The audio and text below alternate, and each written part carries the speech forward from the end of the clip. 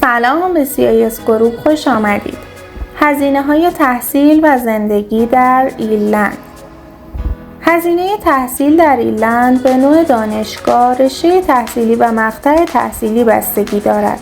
به طور متوسط هزینه تحصیل برای دانشجویان بین‌المللی به این شرح میباشد: مقطع کارشناسی بین 9,000 تا 20,000 یورو در سال، مقطع کارشناسی ارشد بین 12,000 تا 35,000 یورو در سال و مقطع دکترا حدود 10,000 تا 30,000 یورو در سال می باشد.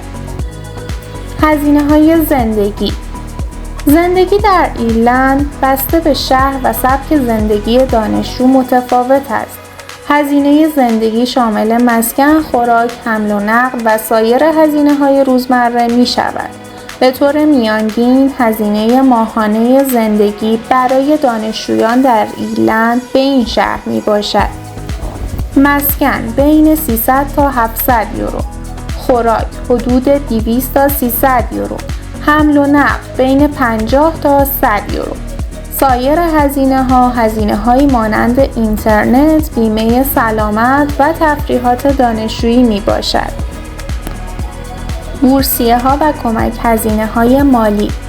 بسیاری از دانشگاه‌های ایرلند برای دانشجویان بین‌المللی بورسیه‌های تحصیلی و کمک هزینه‌های تحقیقاتی ارائه می‌دهند که می‌تواند به کاهش هزینه‌های تحصیل کمک کند.